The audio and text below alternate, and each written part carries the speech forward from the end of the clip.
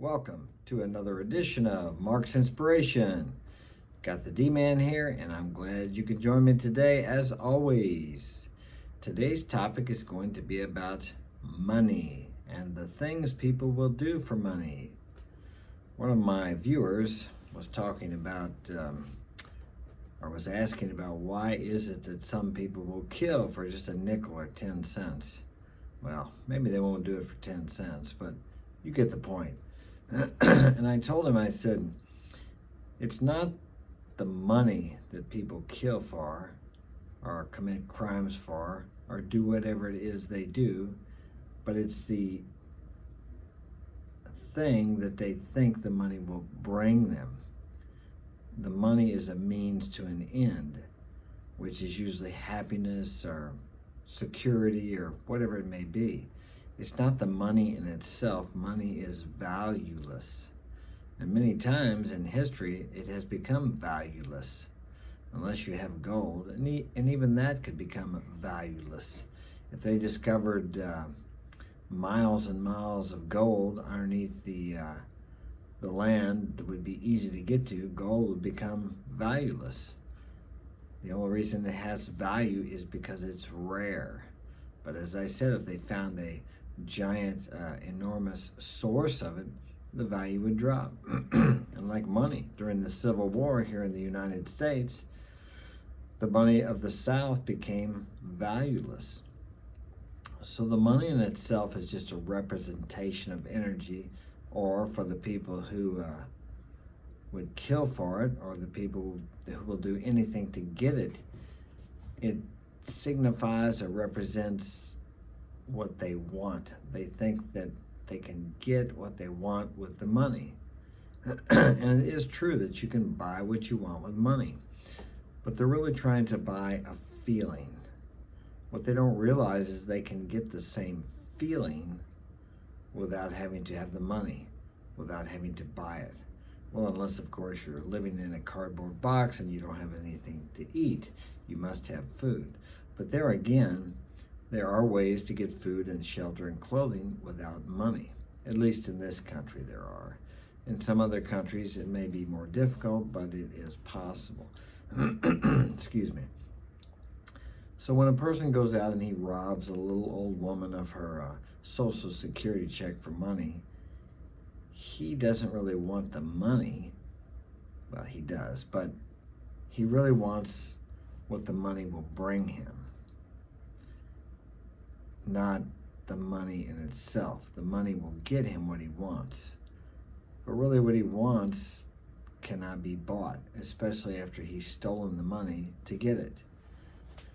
The only way you can actually find the fulfillment or the happiness that you're looking for, because you can't buy it, but in pursuing it and making the money in an honest, reputable, or moral way, you find fulfillment in the pursuit of your dreams. And when you reach your dreams or your goals, you feel good about that.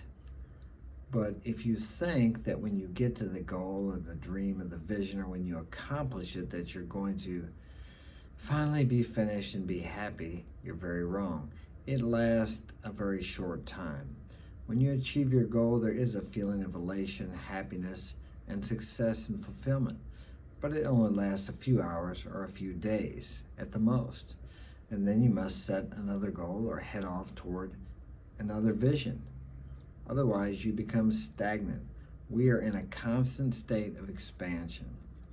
It's like if you think that when you can pick up any girl you want, you're finally going to be happy, that you're going to be satisfied, you're going to be fulfilled. No.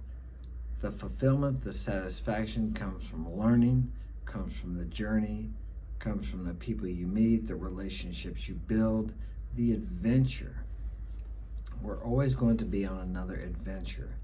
Now you see these people that go somewhere and they work at a place for 40 years and they retire and they never really do anything. Maybe they get married, have a couple kids, they take a vacation once in a while. And I'm not saying there's anything wrong with that, that's fine. But if they look back over their life when they retire and they get that gold watch, and they regret that they didn't do this or they didn't do that, because by then it's too late. Then they didn't fully live their life the way they really wanted to. What they have done, and what many people do, is they live their life the way society teaches them to. Isn't it amazing how they teach you in school to get there at a certain time when the bell rings, to eat at a certain time, to take a break at a certain time, all when the bell rings? It's all constructed. From the time you start school till the time you finish school, and if you go on to college, you're programmed to do things at a certain time in a certain way when the bell rings. It reminds me of Pavlov's dog, where he taught the dog to salivate when the bell would ring. I think it was a bell, even though he wasn't giving him food. So we train our people to become good little workers in the society. Not that there is anything wrong with having a job or working somewhere. I'm saying that we need to think about what we're doing. We need to think about what we are training our kids to grow up to be. Good little workers, a little worker bee. We need to train and teach our kids to use their imagination, to be free, independent thinkers, instead of think the way everybody else thinks, the way the media tells them to think. The media programs us to be consumers, okay? You don't have to be that way. You can be whatever you want to be. If you want to be a consumer and you want to be like society tells you to be, then that's fine. There's nothing wrong with it. I'm just telling you that there's another way, that we can live another way, that we need to be aware that if we are not guiding our own lives or programming ourselves, then someone else is. And who is that someone? And do you want someone else programming your life or telling you what to do or guiding your life? You know, freedom is much more than just being able to walk out my door and walk down the street or go to town and buy something from the store. Freedom begins within you. The freedom to choose what your life is going to be like. And the freedom to choose what your life is going to be like begins with what you are free to allow into your mind. And you have that choice. You don't have to listen to TV. You don't have to listen to radio. You don't have to listen to me. You don't have to believe anything I say. And I tell you, don't believe anything I say. Check it out yourself. Try it out yourself. If I suggest something to you, try it. Was it Thoreau said, contempt before investigation keeps a man in everlasting ignorance.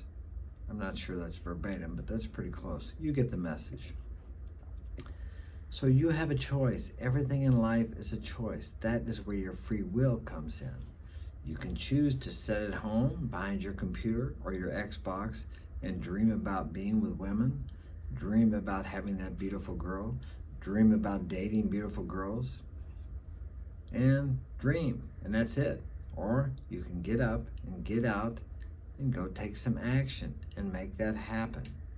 Okay? It does begin with a dream, but dreaming is futile unless you follow the intuitive thoughts and urges that come from dreaming and take action, face your fears, and then do something to make it happen. Okay? I believe things can come to pass without you taking action. But generally, most of the time, you have to get up and you have to do something.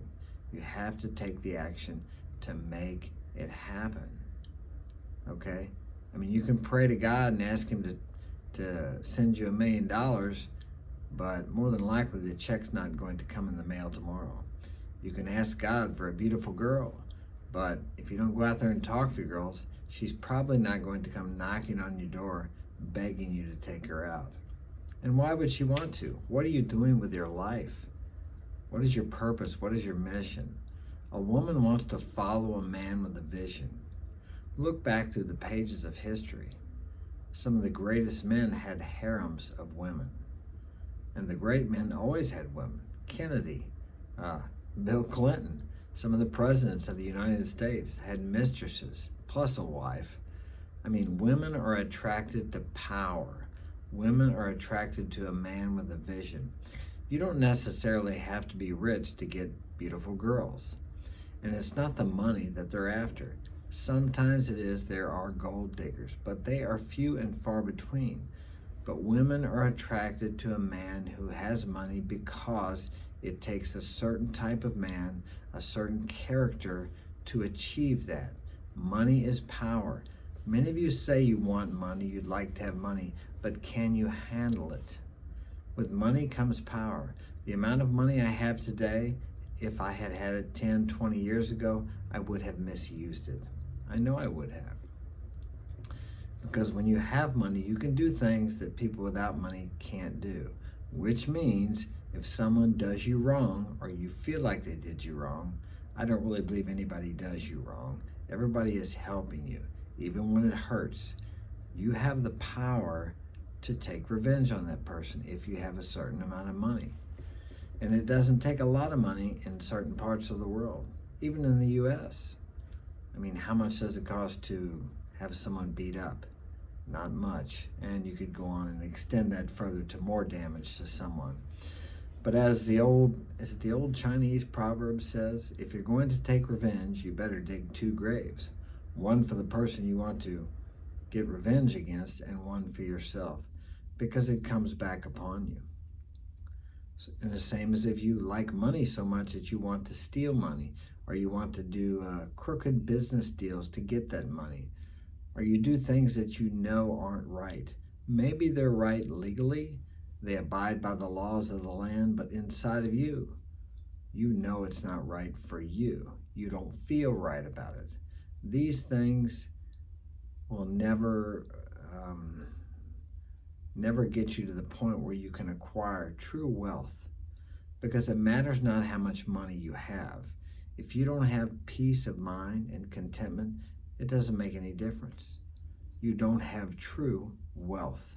There are many people who have a lot of money who are very miserable, and there are people who don't have much money who are very happy and content, and they trust God to provide for them, and they get what they need every day.